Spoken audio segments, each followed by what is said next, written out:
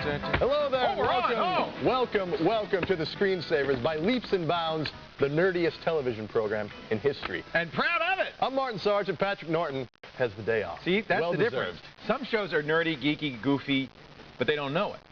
We know it. We wear it as a banner. That's our goal. I'm Leo Laporte. We thank you for joining us on the Screensavers.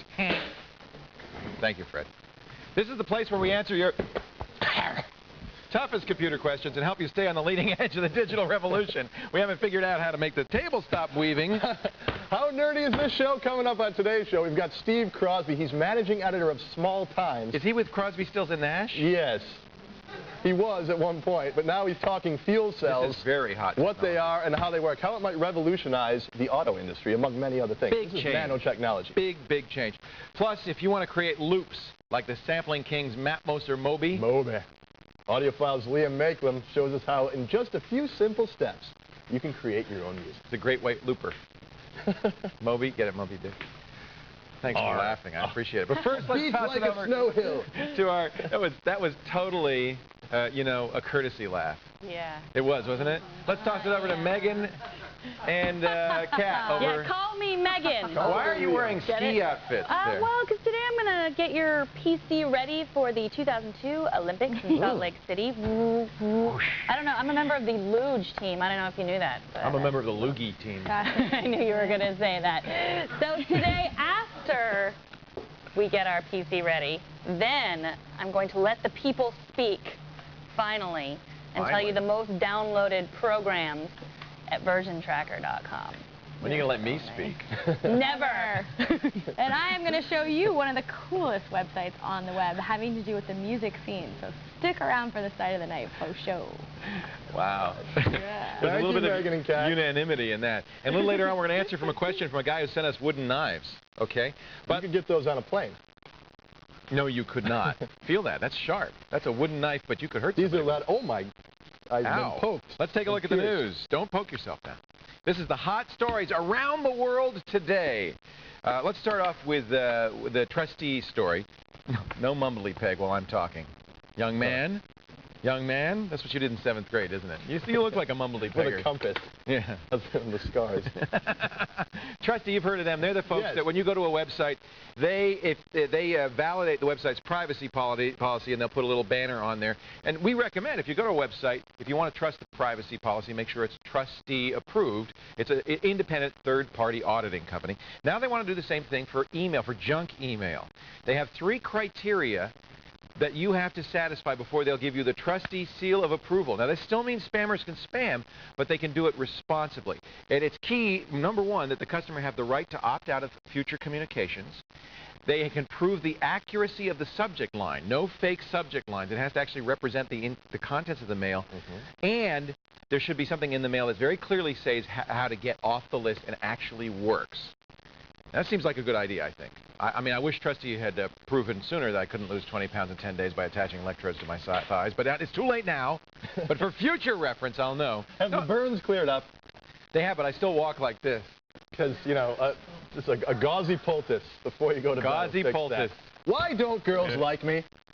From the journal Nature, scientists at the University of Maryland used 3 robotic female birds to test the courting habits of male bowerbirds. Well, the testing proved that there are 2 main mating behaviors that failed to turn on the avian fembots.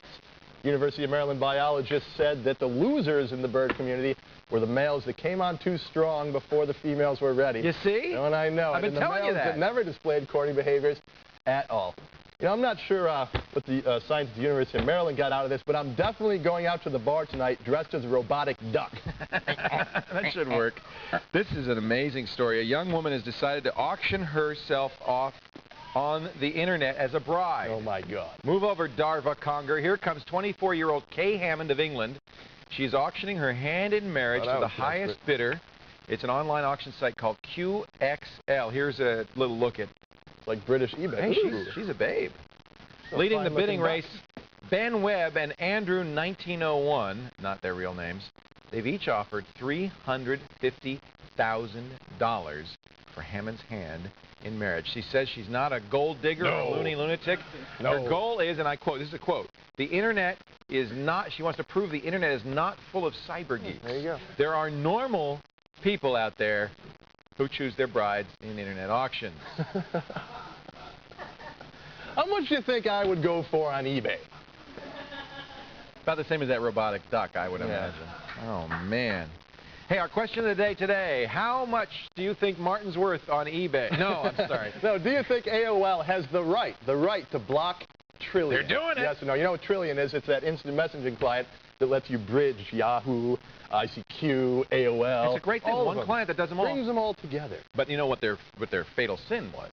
No ads.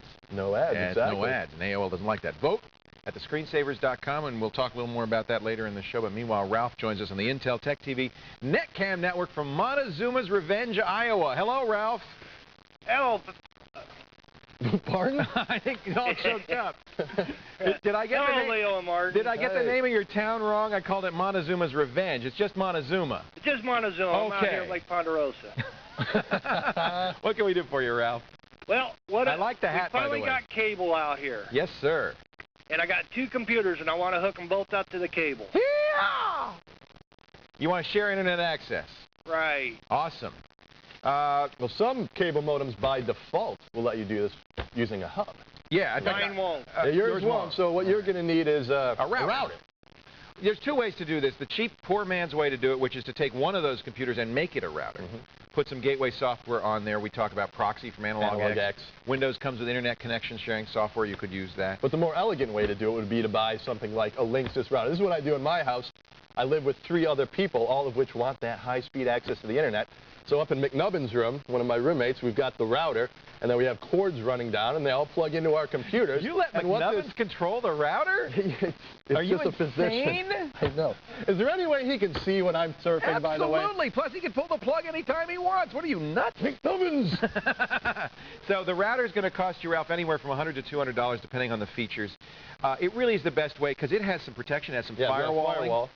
It also, you leave it on instead of having the gateway computer have to be on all the time. It's a little bit faster, and I think it's just the simplest way to do it. But either way will work fine. Do you have a preference for one or the other? Well, the hub didn't work, so the router is what I'm going to have to go with. Let me explain why the hub didn't work, shall I? Sure. If your internet service provider gives you static IP addresses, 1 per computer, then a hub will work because each computer can have its unique address and live in public, out in the open, on the internet with that address. But if you only have 1 IP address, which is the way most people do it these days, unless you pay them extra, they give you 1 address. You can't share 1 address between 2 computers, Ralph. So that's where the hub comes in. The router comes in. The router has that IP address, that single IP address, and then makes up 2 private IP addresses, 1 for each computer. And that, by the way, is a good security thing because they're invisible to the outside world. Only the router is visible to the outside world. We like brands from Linksys, Netgear, D-Link. What is that one that you have, Yoshi, that you love so much? SMC. Walmart. A little more expensive. Walmart. You threw that in, didn't you?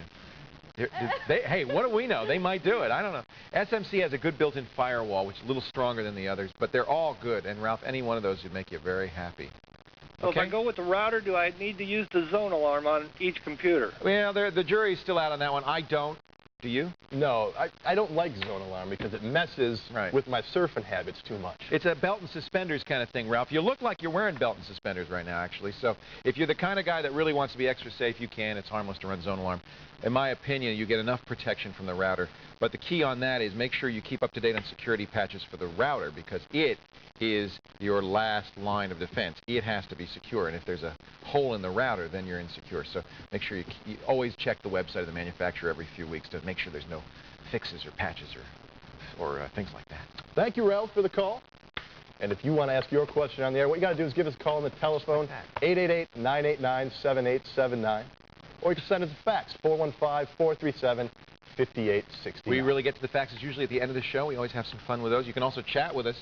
The chat room's open. We're not in there. Martin and I are not in there, but Kevin and Kat and Megan are all in there. You get in there? Why not? Get in there? During the boot camp, I'll go in there. TechTV.com/chat. And also, you get the magnetic picture frame. You get the magnetic picture frame. Where do you look? No, what we got? It's over here. Sarah Fridge features Sean and Silent Josh striking back from College Station, Texas. Oh, I get it. See, they're doing Jay and Silent Bob. I get Because Patrick and I talk about that a lot.